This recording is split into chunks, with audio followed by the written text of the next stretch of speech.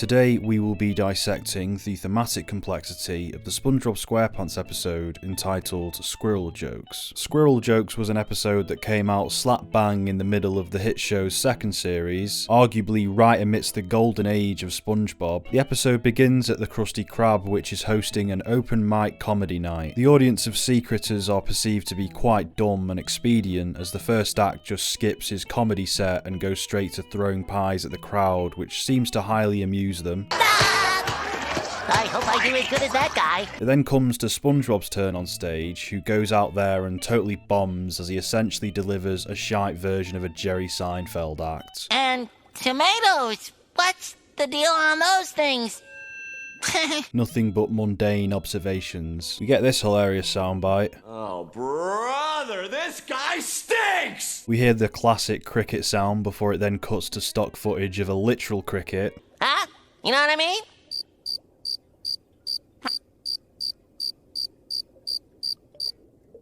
The crowd is brutal and does not take kindly to SpongeBob's act. SpongeBob is shitting bricks and desperately looks around the room for something to comment on. Did you ever notice how...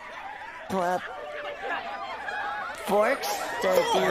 You then see Sandy the squirrel sat near the front and takes note on how big her teeth are. He then starts making jokes about squirrels based on what appear to be in-universe stereotypes of the species. Hey, why does it take more than one squirrel to change a light bulb? Why? Because they're so darn stupid.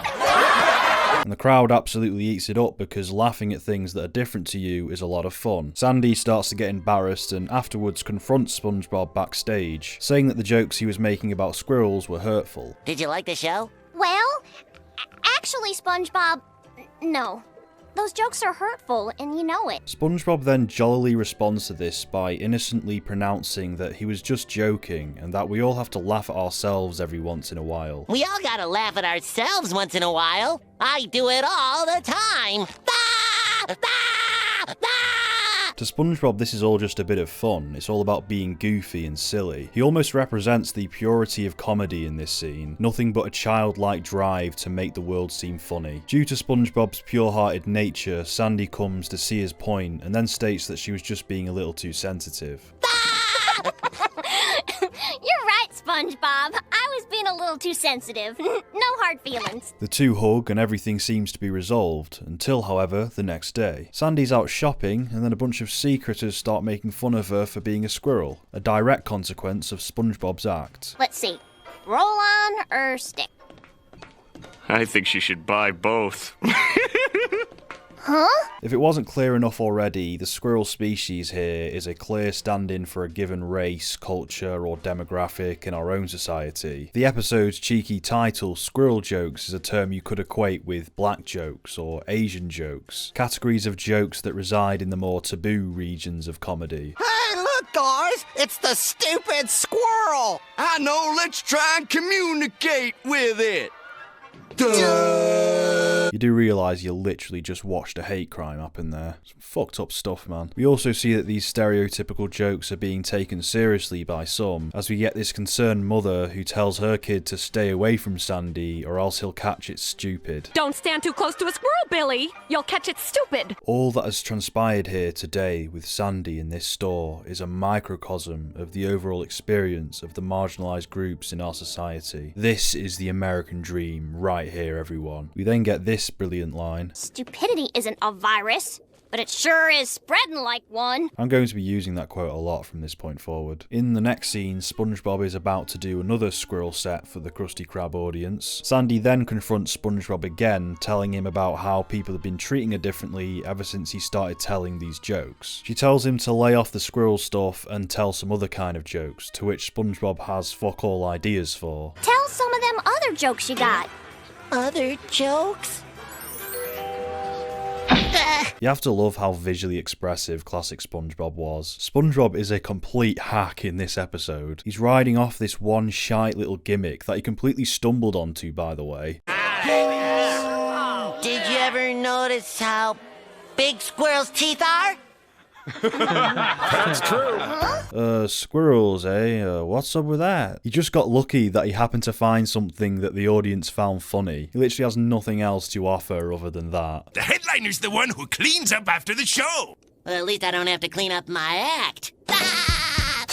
Stick with the squirrel jokes, boy. Sponge goes on stage again, and like a true one-note comedian, the crowd expects only one thing from him: squirrel jokes. He is a gimmick, a brand. What have you become? He tries to refrain from telling the squirrel jokes, but it's not working. The crowd won't have it. It may be a good time to acknowledge how fickle the citizens of Bikini Bottom are. At least during the episodes where I was watching as a kid, they've always been these vicious and toxic little arseholes. Wow, thanks. I've been dying for one of these. Where's my drink? What drink? My drink? My Diet Dr. Kelp? Don't tell me you forgot my drink! It's emblematic of that old style of reverence of kid show characters that doesn't quite exist anymore. You gotta love it. You call yourself a delivery boy? What a sick joke! Spongebob is given a weighty ultimatum. SpongeBob, you've got a choice to make. Your friends or your career. Little bastard caves and starts telling squirrel jokes again to win the crowd back over. Sandy is understandably pissed. The next day, Sandy decides to teach SpongeBob a lesson by playing into the squirrel stereotype to such an extent where she causes SpongeBob extreme physical harm. Yup, a squirrel sure is stupid. Dum, dum, dum. This is someone's fetish. Are them flowers for me? You even done got me advice.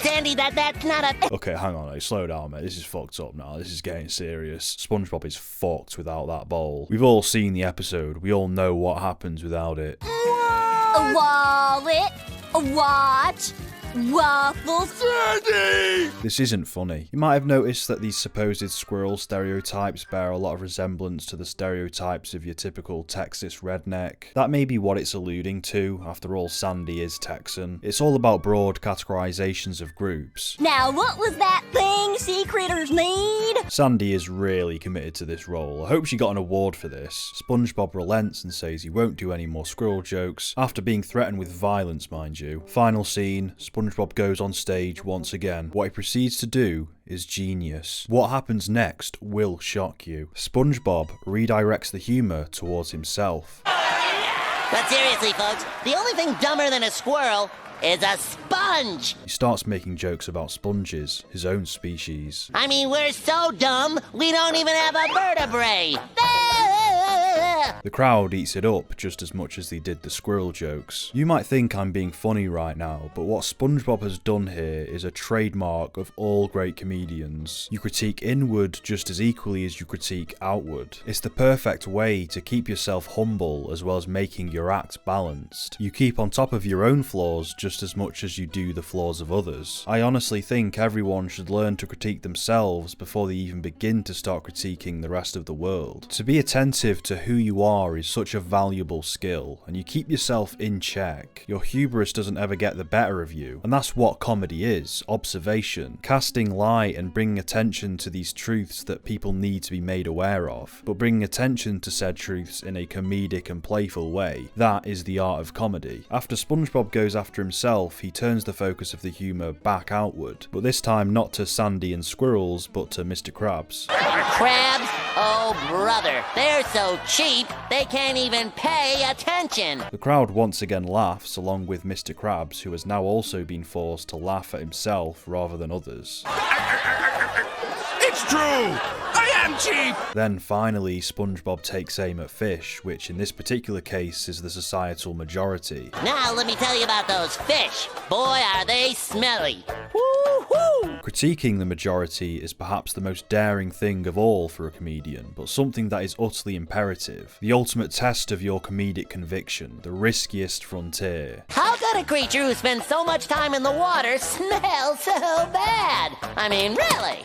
Soap, what is soap? Now SpongeBob has critiqued everything. himself and everyone else. Every species, every demographic gets made fun of. And with that finale, this SpongeBob episode has delivered a very bold and challenging message. Rather than telling us that we shouldn't make fun of different races, cultures, or peoples at all, this episode of SpongeBob suggests that we still make fun of all of them for comedic sake, but distribute the humour fairly. We make fun of all things equally. If Sandy represents the minority here, then the fish represent the majority, and both should be critiqued proportionately. If the balance isn't kept, then that singles people out. It doesn't even invalidate SpongeBob's stereotypical jokes about squirrels. Stereotypes are almost like cliches within humans. They aren't representative of the whole truth, but they do come from somewhere. Different demographics do possess their own cultural quirks and trends, and it's okay to acknowledge them every once in a while. The problem wasn't that SpongeBob was making jokes about squirrels, it's that he was only making jokes about squirrels, and that's why Sandy was singled out. And this is what we saw earlier in the episode when SpongeBob was only focusing on squirrels. His observations were skewed to just one thing. Once he levels the playing field at the end, however, the problem is resolved. Everyone is made fun of, everyone is exposed by SpongeBob's humour, everyone is made equal once more. Think of comedy as this metaphysical magnifying glass that looks upon the world objectively, views everything from a totally unbiased eye, and then laughs at these strange truths of reality. What's so impressive is this kids show opted out of the easy route of just having a blanket message of making fun of people is mean, and instead went for a far more daring but pungent message that illustrates the cultural significance of making fun of each other. It's a downright celebration of the art of laughing at yourself, and it's insane that all of this wisdom came from a show directed at children. It's more audacious than most adult media today. It encourages everyone to not take themselves so seriously, to not be so sensitive, and just let themselves be comedically analysed. No one is above the right to be ridiculed. This episode of SpongeBob SquarePants is a perfect illustration of how comedy should be applied in society. And all this profundity came from the creative purity of the classic SpongeBob era. And don't even get me started on starfish.